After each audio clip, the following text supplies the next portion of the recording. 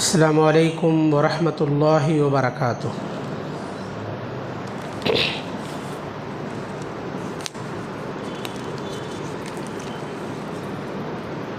الحمد للہ رب العالمین والصلاة والسلام علی سید المرسلین، اما بعد، اعوذ باللہ من الشیطان الرجیم، بسم اللہ الرحمن الرحیم۔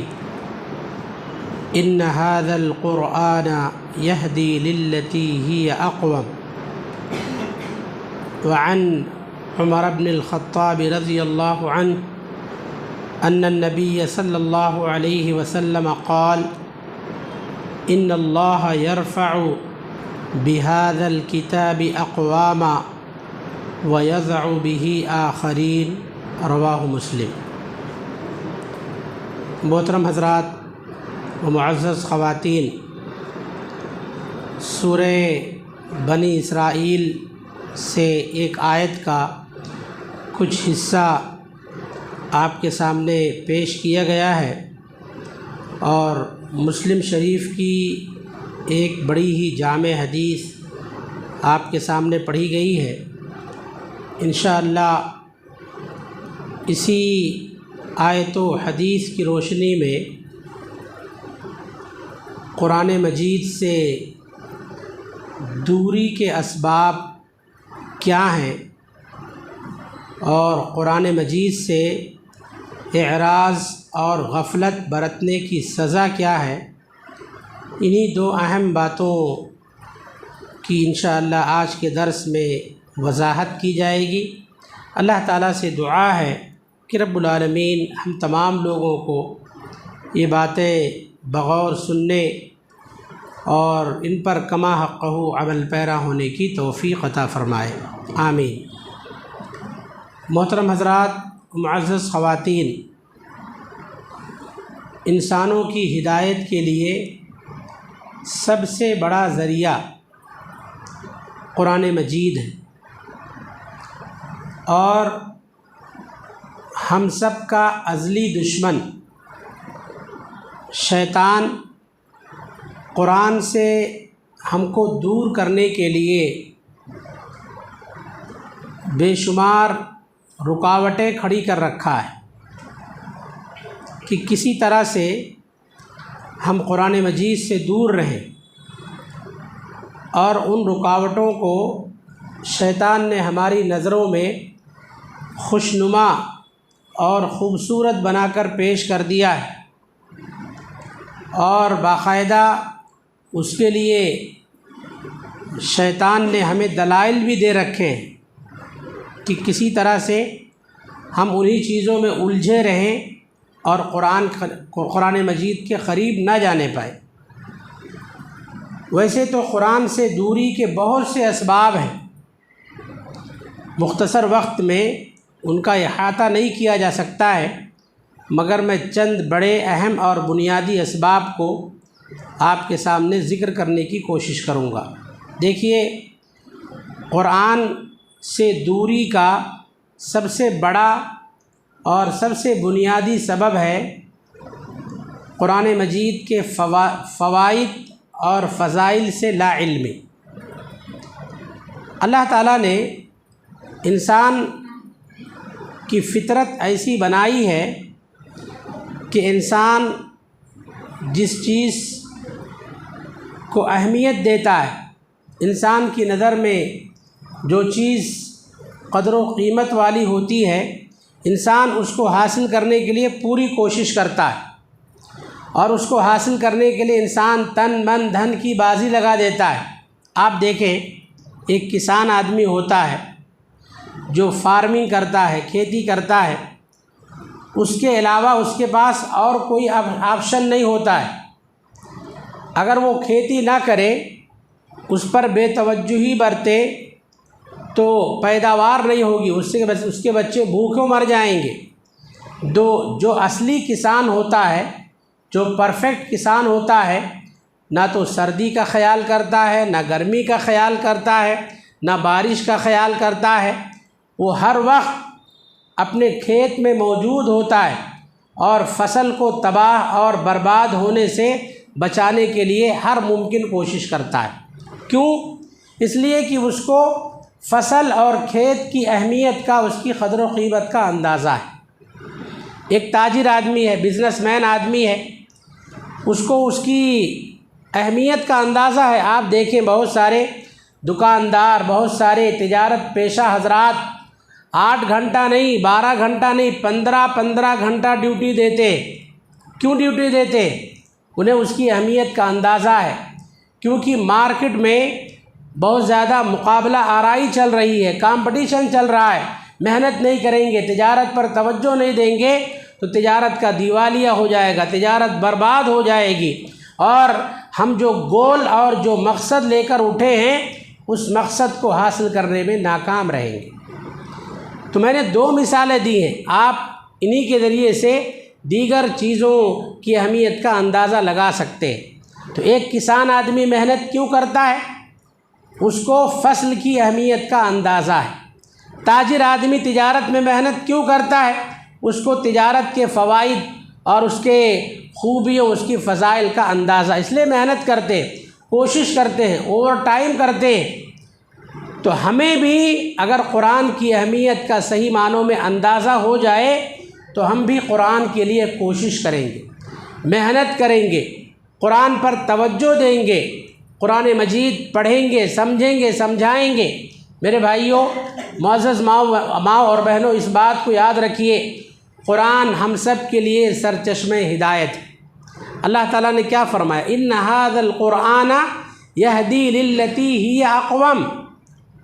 قرآن جس راستے کی طرف ہماری رہنمائی کرتا ہے سب سے سیدھا اور سب سے درست راستہ ہے۔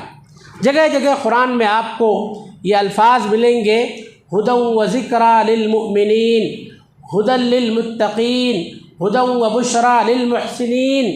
قرآن یہ ہدایت ہے، نصیحت ہے مومنوں کے لیے، قرآن متقیوں کے لیے ہدایت ہے، قرآن ہدایت اور خوشخبری ہے نیکوکاروں کے لیے۔ تو قرآن ہدایت کا سرچشمہ ہے۔ قرآن ہم سب کے لیے سراپا راحت اور رحمت کا ذریعہ ہے۔ قرآن کے اندر سکینت اور سکون ہے۔ قرآن پڑھنے سے دلوں کا غم دور ہوتا ہے، آدمی کے اندر سے تناؤ کا خاتمہ ہوتا ہے، اللہ رب العالمین کی خاص رحمت اور سکینت اس پر نازل ہوتی ہے۔ قرآن ایسی کتاب ہے۔ میں 1-2 واقعہ آپ کو سناتا ہوں۔ صحیح بخاری، صحیح مسلم کی حدیث ہے۔ حضرت ابی بن کعب رضی اللہ عنہ فرماتے ہیں کہ ایک صحابی رسول رات کے وقت سورۃ الکہف کی تلاوت کر رہے تھے۔ ان کے بغل میں ان کا گھوڑا 2 مضبوط رسیوں میں بندھا ہوا تھا۔ سورہ کہف پڑھ رہے ہیں، ادھر گھوڑا اچھل رہا ہے، بدک رہا ہے، اور اس قدر تیزی سے اچھل رہا ہے، قریب تھا کہ وہ گھوڑا رسیاں توڑا کر بھاگ جائے۔ صبح میں جب ان کی ملاقات نبی کریم صلی اللہ علیہ وسلم سے ہوئی تو اللہ کے نبی صلی اللہ علیہ وسلم سے پورا واقعہ بیان کیا تو اللہ کے نبی صلی اللہ علیہ وسلم نے کیا فرمایا؟ تلک السکینہ تتنزلت للقرآن۔ یہ سکینت تھی، اللہ کی طرف سے خاص رحمت کا نزول تھا جو قرآن کی برکت سے اللہ تعالیٰ تم پر نازل کر رہا تھا۔ تو قرآن کی تلاوت کریں، اللہ تعالیٰ دلوں کے غموں کا علاج فرما دے گا۔ جس ڈپریشن اور تناؤ میں ہم مبتلا ہیں، قرآن کی برکت سے اللہ تعالیٰ سب کچھ دور فرما دے گا۔ صحیح بخاری، صحیح مسلم میں ایک دوسرا واقعہ ہے۔ حضرت اسید ابن حضیر رضی اللہ عنہ بڑے مشہور صحابی ہیں۔ اسید ابن حضیر یہ اپنا واقعہ خود بیان کرتے ہیں، کہتے ہیں میں رات میں نماز پڑھ رہا تھا، تہجد کی نماز پڑھ رہا تھا، اور میں نے نماز میں سورہ بقرہ کی تلاوت شروع کر دی۔ میں پڑھ رہا تھا، پڑھنے میں بڑا مزہ آ رہا تھا اور بہت جذبے کے ساتھ پڑھ رہا تھا، سورہ بقرہ کی تلاوت کر رہا تھا۔ میرا گھوڑا بغل میں بندھا ہوا تھا، میرا گھوڑا بدکنا شروع کر دیا، اچھلنا شروع کر دیا۔ تو میں نے کیا کیا؟ تلاوت کو بند کر دیا، تلاوت روک دیا، تھوڑی دیر خاموش ٹھہر گیا۔ اس کے بعد گھوڑا بھی پرسکون ہو گیا، وہ بھی خاموش ہو گیا۔ کہتے ہیں میں نے پھر تلاوت شروع کیا، پھر گھوڑا اچھلنے لگا۔ کہتے میں پھر خاموش ہو گیا، 3 مرتبہ مسلسل یہ عمل کیا، میں پڑھتا رہا وہ اچھلتا رہا، میں خاموش ہو گیا وہ بھی خاموش ٹھہر گیا۔ کہتے میرا بیٹا یحییٰ بغل میں سو رہا تھا، مجھے اس پر ترس آیا، مجھے پڑھنے میں تو مزہ آ رہا تھا مگر خوف تھا، ڈر تھا کہیں میرا گھوڑا اچھل کود کر کے میرے بیٹے پر حملہ نہ کر دے، اس کی جان نہ لے لے، اس لیے میں نے جو ہے پڑھنا ختم کیا، جلدی جلدی سے نماز ختم کی، سلام پھیرا اور میں نے گھوڑے کو وہاں سے رسیاں چھوڑ کر تھوڑا دور لے جا کر باندھا۔ صبح ہوئی، میں فجر کی نماز میں رسول اللہ صلی اللہ علیہ وسلم کے ساتھ حاضر ہوا، نماز کے بعد آپ صلی اللہ علیہ وسلم سے ملاقات کیا، میں نے پورا واقعہ سنایا تو اللہ کے نبی صلی اللہ علیہ وسلم نے کہا کاش تم تلاوت جاری رکھتے تو بڑا اچھا ہوتا۔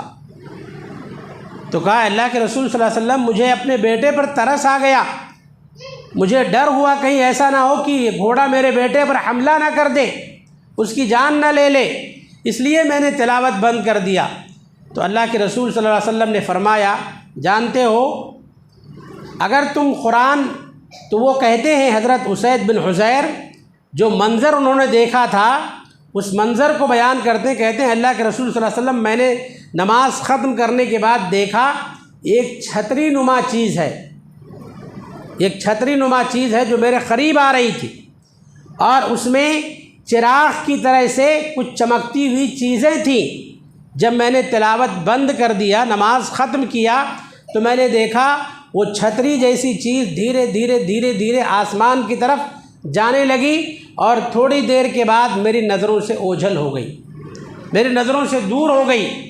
تو اللہ کے رسول صلی اللہ علیہ وسلم نے فرمایا کہ اے ابن حضیر وہ فرشتوں کی جماعت تھی، جو چھتری نما چیز تھی، کالی کالی چیز نظر آ رہی تھی، وہ فرشتوں کی جماعت تھی، اس میں چمکتی ہوئی چیزیں جو نظر آ رہی تھی وہ فرشتوں کا نور تھا۔ اور اللہ کی قسم اگر تم اسی طرح سے صبح تک پڑھتے رہتے تو وہ فرشتے صبح تک حاضر رہتے، یہاں تک کہ لوگ بھی ان کو دیکھ لیتے اور وہ لوگوں کی نگاہوں سے چھپ نہیں پاتے۔ تو یہ قرآن، کثرت سے قرآن پڑھنے کا نتیجہ ہوتا ہے۔ جن کو قرآن سے شغف اور محبت ہوتی ہے اللہ تعالیٰ ان کے دلوں کو قرآن کی تلاوت سے سرور اور سکینت، سکون عطا فرماتا ہے، ایک عجیب سی راحت محسوس ہوتی ہے۔ اس لیے بکثرت ہمیں قرآن مجید کو پڑھنا چاہیے اور اس کی فضیلتوں سے، اس کے فوائد سے ہرگز ہرگز غافل نہیں ہونا چاہیے۔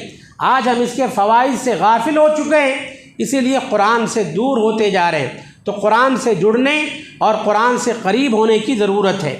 میرے بھائیوں، معزز ماں اور بہنوں، قرآن مجید سے دور کرنے والی چیزوں میں سے ایک بہت بڑی چیز کیا جانتے ہیں؟ والدین کی بے توجہی، ماں باپ کی، سرپرستوں کی، والدین کی بے توجہی۔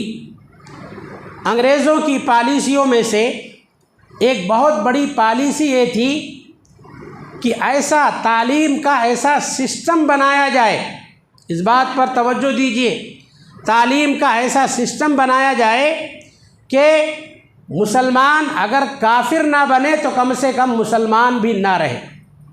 انگریزوں کی پالیسیوں میں سے یہ پالیسی تھی کہ تعلیم کا ایسا نظام، ایسا سسٹم بنایا جائے کہ مسلمان اگر کافر نہ بنے تو کم سے کم مسلمان بن کر بھی نہ رہے۔ آپ دیکھیے اسکولوں کی تعلیم کا جو نظام ہے فی الوقت، اس طرح سے بچوں کو گھیر کر رکھا گیا ہے۔ بچہ صبح میں اٹھتا ہے 7 بجے 8 بجے اٹھتا ہے، اسکول کے لیے تیار ہوتا ہے اور کتابوں سے لدا ہوا بیگ اپنی پیٹھ پر لادتا ہے، اسکول جاتا ہے۔ اس کے بعد اس کے لیے اسکول میں اسپیشل کلاس، اس کے بعد اس کے اوپر سے الگ سے ٹیوشن، ہوم ورک۔ اگر ایک بچے کو مکمل طور پر اسکول کی پڑھائی پڑھائیں جیسی پڑھائی جانی چاہیے تو رات کے 12 بجے تک بھی بچہ فری نہیں ہوگا۔ اس طرح سے اس کو قید کر کے رکھا جا رہا ہے، قید کر کے رکھا گیا ہے کہ بچہ اور دوسرا کچھ سیکھ نہ پائے، حاصل نہ کر پائے۔ تو یہ انگریزوں کی پالیسی ہے۔ میرے بھائیوں، معزز ماں اور بہنوں، والدین ہونے کے ناطے، بچوں کا گارجین ہونے کے ناطے ہمیں اللہ کی مقدس کتاب کے لیے وقت نکالنا ہوگا۔ اگر ہم نے اس جانب توجہ نہ دی تو اپنے کیے پر قیامت کے دن ہم کو افسوس کرنا پڑے گا۔ قرآن پڑھیے آپ، سورہ زمر آیت نمبر 15 میں اللہ کا فرمان ہے، قل ان الخاسرین الذین خسروا انفسهم واہلیہم یوم القیامہ الا ذلک هو الخسران المبین۔ اے نبی صلی اللہ علیہ وسلم آپ کہہ دیجئے کہ سب سے بڑے نقصان اور خسارے میں وہ لوگ ہوں گے جنہوں نے اپنے آپ کو نقصان پہنچایا، اپنے بیوی بچوں کو نقصان پہنچایا۔ قیامت کے دن سب سے بڑے نقصان اور خسارے میں یہی لوگ ہوں گے جنہوں نے اپنے آپ کو نقصان پہنچایا، اپنے بیوی بچوں کو نقصان پہنچایا۔ الا ذالک هو الخسران المبین، اور یہی سب سے بڑا نقصان اور یہی سب سے بڑا خسارہ ہے۔ تو جو والدین، آج دیکھیے بچہ ڈاکٹر بن جاتا ہے، انجینئر بن جاتا ہے، لندن، امریکہ، نہ جانے جو ہے کئی ممالک کا دورہ کرنا شروع کر دیتا ہے، مگر اس کو صحیح ڈھنگ سے قرآن پڑھنے بھی نہیں آتا ہے۔ یہ والدین کی بے توجہی ہے۔ اللہ کے نبی صلی اللہ علیہ وسلم نے کیا فرمایا؟ اذا افصح اولادکم فعلموا لا الہ الا اللہ۔ جب تمہارا بچہ بات کرنے لگے، بولنے لگے، ممی ڈیڈی سکھانے کے بجائے اس کو لا الہ الا اللہ سکھاؤ، کلمہ توحید کی تلقین کرو، اور جو ہے دینی تعلیم سے اس کی پڑھائی کا، اس کی تعلیم کا آغاز کرو۔ تو والدین کو اس جانب خصوصی توجہ دینا چاہیے، قرآن کی تعلیم کے لیے باقاعدہ بچوں کے لیے وقت نکالنا چاہیے تاکہ بچے قرآن کی تعلیم سے، اس کے زیور سے آراستہ و پیراستہ ہو سکیں، کما حقہ اس سے فائدہ اٹھا سکیں۔ الحمدللہ ثم الحمدللہ ہماری اس مسجد میں عصر کے بعد تعلیم کا نظم ہے۔ 5 اساتذہ کرام بچوں کی تعلیم و تربیت پر مامور ہیں، 2 خواتین معلمات بھی بڑی عمر کی بچیوں کو، خواتین کو پڑھانے پر مامور ہیں۔ بہترین موقع ہے، موقع سے آپ فائدہ اٹھا سکتے ہیں۔ بہت سے بچے الحمدللہ فائدہ اٹھا رہے ہیں، دینی تعلیم حاصل کر رہے ہیں۔ اللہ تعالیٰ سے دعا کرتے ہیں اللہ تعالیٰ اس سسٹم کو بنانے والوں کو جزائے خیر عطا فرمائے، اور اللہ تعالیٰ اس عمل کو ہم سب کے لیے صدقہ جاریہ بنائے، آمین۔ تو والدین کو اس جانب خصوصی توجہ دینا چاہیے۔ ایک تیسرا بڑا فتنہ قرآن مجید سے دور کرنے کا، موجودہ دور کا سب سے بڑا فتنہ، جس کو اہل علم نے ام الفتن کہا ہے، تمام فتنوں کی ماں، کیا ہے بھائی؟ وہ موبائل ہے۔ تمام فتنوں کی ماں موبائل ہے، اور یہ ایک ایسا فتنہ ہے جس کے ذریعے سے ہمارے گھر میں کئی فتنے داخل ہو چکے ہیں، کئی فتنے۔ موبائل کی وجہ سے وقت برباد ہو رہا ہے، موبائل کی وجہ سے اللہ کے حقوق میں کمی ہو رہی ہے، موبائل کی وجہ سے ماں باپ بیوی بچوں کے حقوق میں کمی ہو رہی ہے، موبائل کی وجہ سے چھوٹے چھوٹے بچے جرائم پیشہ ہو رہے ہیں، موبائل میں کوئی کرمنل کردار دکھایا جاتا ہے، بچے اسی طرح سے اپنے آپ کو بنانے کی کوشش کرتے ہیں۔ موبائل کے ذریعے سے فیشن پرستی عروج پا رہا ہے، بے حیائی کی ساری چیزیں عروج پا رہی ہے۔ تو ایک ایسا فتنہ ہے جس کے ذریعے سے ہمارے گھر کے اندر کئی فتنے داخل ہو رہے ہیں، اس لیے اس کے غلط استعمال سے خود کو بھی اور اپنے بچوں کو بھی اللہ کے لیے بچانے کی کوشش کریں۔ اور علماء کا ایک فتویٰ سنا دیتا ہوں میں، اس کو یاد رکھیں آپ لوگ۔ بہت سارے لوگ جو ہے نعوذ باللہ ترقی یافتہ بننے کی کوشش کرتے ہیں۔ علامہ ابن باز اور دیگر اہل علم کا فتویٰ ہے کہ مصحف کی موجودگی میں، قرآن کی موجودگی میں موبائل میں قرآن پڑھنا جائز نہیں ہے۔ آپ گھر میں ہیں، گھر میں قرآن ہے نا، مسجد میں ہیں، مسجد میں قرآن موجود ہے، تو آپ قرآن سے تلاوت کیجئے، قرآن پڑھیے۔ قرآن رکھ کر بھی جو ہے موبائل میں قرآن پڑھنا، تھوڑی دیر پڑھیں گے، اس کے بعد شیطان غالب آ جائے گا، شیطان غالب آ جائے گا، اس میں بلا بدتر ساری چیزیں موجود ہیں۔ آپ اٹھائیں گے قرآن پڑھنے کے لیے، بہانہ ہوگا قرآن پڑھنا، مگر ایک پیج بھی صحیح ڈھنگ سے نہیں پڑھیں گے کہ شیطان کسی اور راہ پر آپ کو ڈال دے گا۔ اس لیے اہل علم نے فتویٰ دیا ہے قرآن کے ہوتے ہوئے قرآن کو چھوڑ کر موبائل سے قرآن کی تلاوت کرنا جائز نہیں ہے۔ ہاں البتہ آپ سفر میں ہیں، ہاسپٹل میں ہیں، یا کسی اور جگہ ہے جہاں قرآن نہیں لے جا سکتے ہیں، جہاں قرآن موجود نہیں ہے، تو وہاں آپ موبائل سے قرآن پڑھیے، موبائل سے دعائیں یاد کیجئے، موبائل سے کوئی دینی بیان سنیے پڑھیے، مگر قرآن کے ہوتے ہوئے قرآن چھوڑ کر موبائل اٹھا کر قرآن پڑھنا، جمعہ میں بھی دیکھا جاتا ہے بہت سارے لوگ قرآن موجود ہے مگر موبائل میں قرآن پڑھتے ہیں، اور اپنے آپ کو یہ سمجھتے ہیں کہ ہم ترقی یافتہ ہیں، ترقی یافتہ دور سے گزر رہے ہیں، قرآن پڑھیں گے تو ہماری بے عزتی ہو جائے گی، لوگ ہم کو ان پڑھ سمجھیں گے، کہیں گے موبائل چلانا نہیں آتا اس کو، اس لیے قرآن سے پڑھ رہا۔ نعوذ باللہ ثم نعوذ باللہ، یہ قرآن سے دور کرنے کا بہت خطرناک ذریعہ ہے، تو اللہ کے لیے اس کا غلط استعمال کرنے سے بچے۔ تو اس طرح کے اور بھی بہت سارے فتنے ہیں، بہت سارے اسباب ہیں جن کی وجہ سے دھیرے دھیرے ہم قرآن مجید سے دور ہوتے جا رہے ہیں۔ تو اللہ کے لیے اس حقیقت کو سمجھنے کی کوشش کیجیے۔ میرے بھائیوں، معزز ماؤں اور بہنوں، جو لوگ دنیا میں مومن ہونے کے باوجود، مسلمان ہونے کے باوجود قرآن سے ناطہ توڑ لیتے ہیں، قرآن سے روگردانی اختیار کرتے ہیں، قرآن پر توجہ نہیں دیتے، قرآن نہیں پڑھتے، قرآن کی تلاوت نہیں کرتے، عمل نہیں کرتے، اس سے ہدایت حاصل کرنے کی کوشش نہیں کرتے، ایسے لوگوں کا دنیا کے اندر بھی بڑا عبرتناک انجام بیان کیا گیا ہے، آخرت میں بھی بڑا عبرتناک اور خطرناک انجام بیان کیا گیا ہے۔ آپ دیکھیں، اللہ تعالیٰ کا فرمان دیکھیں، جو لوگ قرآن سے اعراض کرتے ہیں، منہ موڑتے ہیں، اللہ نے کیا فرمایا؟ سورہ طٰہٰ پڑھیے، سورہ طٰہٰ آیت نمبر 124، اللہ نے فرمایا وَمَنْ أَعْرَضَ عَنْ ذِكْرِي فَإِنَّ لَهُ مَعِيشَةً ضَنْكًا، جو میرے ذکر سے اعراض کرتا ہے، اور یہاں بعض مفسرین کے نزدیک ذکر سے مراد قرآن بھی ہے، جو میرے ذکر سے اعراض کرتا ہے، یعنی قرآن سے منہ موڑتا ہے، تو ہم اس کی معیشت کو، اس کی زندگی کو تنگ کر دیتے، اس کے گزران کو تنگ کر دیتے ہیں۔ میرے بھائیوں، گزران کو، معیشت کو تنگ کرنے کا صرف یہ مطلب نہیں ہے کہ آپ کی نوکری چلی جائے یا کمائی میں کمی ہو جائے، فقر و فاقہ اور محتاجگی آ جائے، صرف یہی مطلب نہیں ہے، اس کا مطلب بہت وسیع ہے۔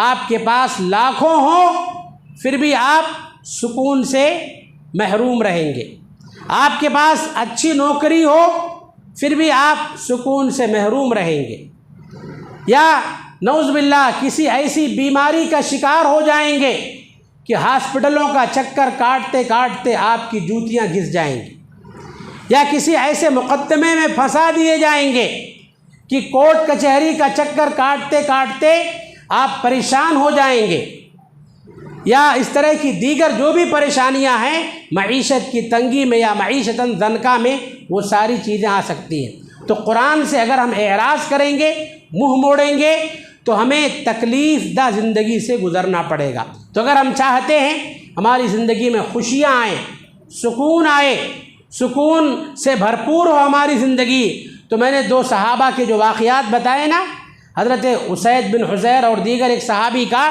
اس کو اپنے سامنے رکھتے ہوئے بکثرت قرآن مجید کی تلاوت کی کوشش کریں۔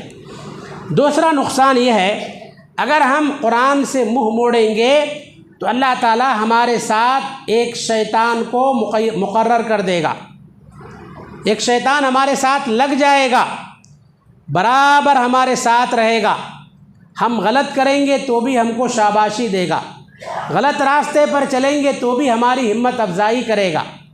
اللہ کا خود فرمان ہے، آپ اٹھائیے سورہ زخرف میں اللہ تعالیٰ کا فرمان ہے وَمَنْ يَعْشُ عَنْ ذِكْرِ الرَّحْمَنِ نُقَيِّضْ لَهُ شَيْطَانًا فَهُوَ لَهُ قَرِينٌ، جو رحمان کے ذکر سے یعنی قرآن مجید سے منہ موڑتے ہیں تو اللہ تعالیٰ فرماتا ہے ہم اس کے ساتھ ایک شیطان لگا دیتے ہیں، شیطان برابر اس کے ساتھ رہتا ہے، اس کا دوست بن جاتا ہے۔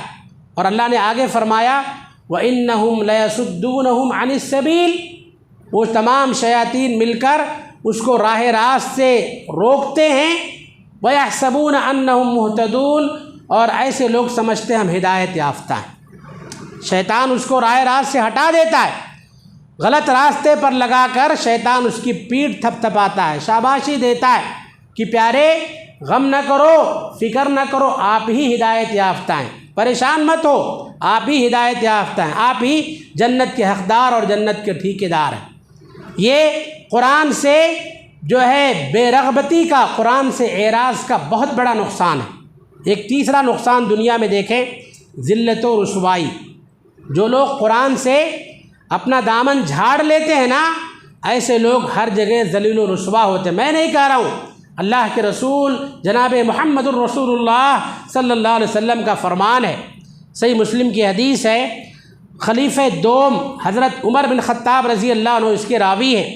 اللہ کے نبی صلی اللہ علیہ وسلم فرماتے ہیں، ان اللہ یرفع بہذا الکتاب اقواما، یہ قرآن ایسی کتاب ہے کہ اس کے ذریعے سے اللہ تعالیٰ بہت سے لوگوں کو بلندی عطا فرماتا ہے، عزت دیتا ہے، وَيَزْعُ بِهِ آخرین، بہت سے لوگوں کو ذلیل کر دیتا ہے۔ آپ دیکھیں، صحابہ کا دور دیکھیں، تابعین کا دور دیکھیں، چند مٹھی بھر تھے، پھر بھی اللہ تعالیٰ نے دشمنوں پر ان کا روب و دبدبہ بٹھا دیا تھا۔ آج لاکھوں کروڑوں ہونے کے باوجود بھی مسلمان ذلت کا شکار ہیں۔ وہ معزز تھے زمانے میں مسلمان ہو کر، آج ہم خار ہوئے تارک قرآن ہو کر، آج ہم نے قرآن چھوڑ دیا، اسی لیے ہر جگہ رسوا ہیں۔ آج اپنے ملک ہندوستان میں ہم اپنی شناخت بچانے کے لیے پریشان ہیں، اپنی شناخت، اپنی پہچان بچانے کے لیے پریشان ہیں۔ کبھی UCC کا فتنہ، کبھی اور دیگر فتنے ہمیشہ ہم کو ڈراتے رہتے ہیں۔ اور یہ ساری آفتیں کیوں آتی ہیں؟ اس کے جہاں بہت سارے اسباب ہیں، ایک بہت بڑا سبب ہے قرآن سے دوری، قرآن سے اعراض، اور قرآن سے غفلت کی یہ سزا ہے۔ اللہ کے لیے قرآن سے اعراض مت کیجیے، ورنہ ذلیل ہو جائیں گے۔ سب کچھ ہونے کے باوجود بھی کچھ نہ ہونے کے جیسا، کچھ نہ ہونے کے برابر ہو جائے گا۔ یہ دنیاوی سزا ہے، اور اخروی سزا جانتے ہیں کیا ہے؟ جب قبر میں جائیں گے اور فرشتے، منکر نکیر فرشتے قبر میں اٹھائیں گے، اگر آدمی دنیا میں قرآن کی تلاوت نہیں کرتا تھا، قرآن نہیں پڑھتا تھا، تو فرشتے وہاں کیا کہیں گے؟ لا دریتا ولا تلیتا، نہ تو نے کچھ جانا، نہ تو نے قرآن کی تلاوت کی، تو نے قرآن نہیں پڑھا، قرآن کی تلاوت نہیں کیا۔ وہاں فرشتوں کے ہاتھ میں ایک بہت بڑا ہتھوڑا ہوگا لوہے کا، اس لوہے کے ہتھوڑے سے ماریں گے صاحب قبر کو، جس سے اس کی ساری ہڈیاں چورا چورا ہو جائیں گی۔ قرآن سے اعراض کرنے والے کو قبر میں بھی سزا دی جائے گی، ساتھ میں آخرت کی جو سزائیں ہیں، اللہ کی پناہ۔ ہمارے نبی جناب محمد الرسول اللہ صلی اللہ علیہ وسلم قیامت کے دن اللہ رب العالمین کی بارگاہ میں مقدمہ دائر کریں گے۔ سورہ فرقان میں اللہ نے فرمایا، وقال الرسول یا ربی ان قوم اتخذوا هذا القرآن مہجورا، رسول کہیں گے، اللہ تعالیٰ سے کمپلین کریں گے، شکایت کریں گے، اے اللہ میری قوم نے اس قرآن کو چھوڑ دیا تھا۔ رسول اللہ صلی اللہ علیہ وسلم باقاعدہ جو ہے قرآن نہ پڑھنے والوں، قرآن ترک کرنے والوں کے خلاف رب العالمین کی بارگاہ میں مقدمہ دائر کریں گے، کہیں گے اللہ میری قوم نے قرآن کو چھوڑ دیا تھا۔ قرآن چھوڑنے کا مطلب جانتے ہیں کیا ہے؟ مفسرین نے لکھا ہے، قرآن پر ایمان نہ لانا، قرآن کی تلاوت نہ کرنا، قرآن سے ہدایت حاصل نہ کرنا، قرآن کے احکامات پر عمل نہ کرنا، قرآن کی منہیات سے اپنے آپ کو نہ بچانا، قرآن کو چھوڑ کر قرآن کی جگہ دوسری کتاب کو دینا۔ بعض اہل علم نے یہ بھی لکھا ہے، جیسا کہ بعض مساجد میں آپ دیکھیں قرآن مجید کے علاوہ فضائل اعمال یا دیگر کتابوں کا درس دیا جاتا ہے، اور یہ لوگوں کے ذہن و دماغ میں بات بٹھائی جاتی ہے۔ یہ بھی قرآن سے دور کرنے کا ایک سبب ہے کہ قرآن سمجھنا یہ عام انسانوں کے بس کی بات نہیں ہے۔ آپ جیسے لوگ قرآن نہیں سمجھ پائیں گے۔ قرآن سمجھنے کے لیے بہت بڑا علم ہونا چاہیے، بہت مہارت ہونی چاہیے، تبھی جا کر قرآن سمجھ پائیں گے۔ اس لیے کہتے ہیں قرآن نہیں، پہلے چھوٹی کتابوں سے شروعات کریں گے، قرآن کی جگہ پر فضائل اعمال رکھ کر ان کا درس دیا جاتا ہے۔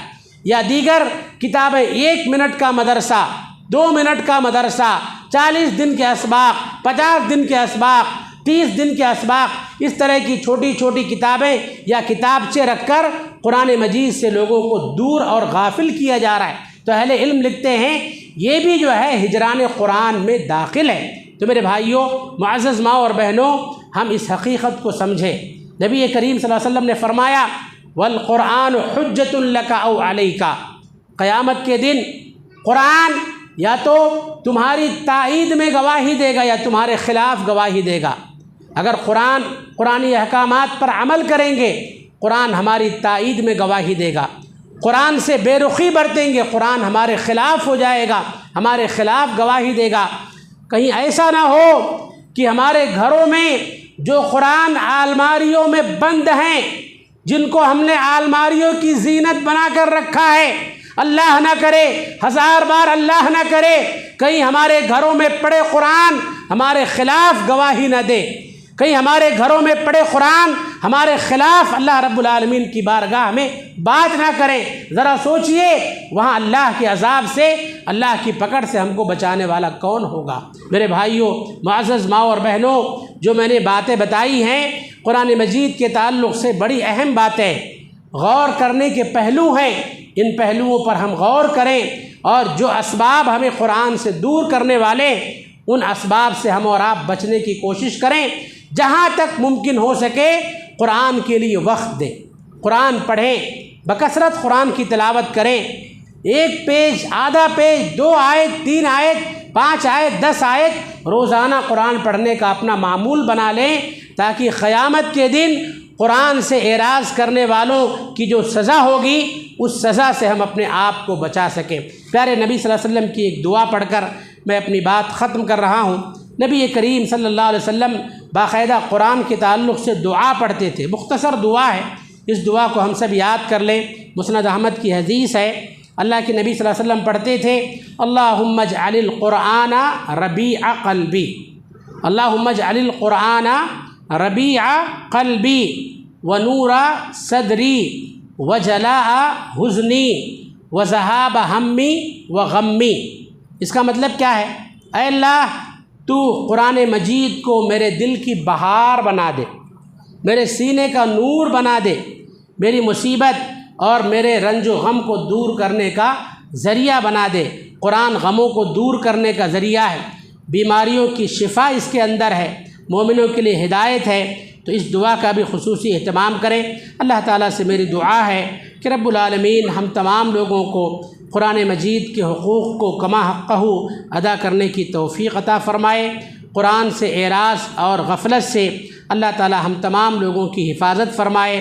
صحابہ کرام رضوان اللہ علیہم اجمعین کے واقعات اور ان کی زندگیوں سے اللہ تعالیٰ ہم سب کو زیادہ سے زیادہ عبرت اور نصیحت پکڑنے کی توفیق عطا فرمائے۔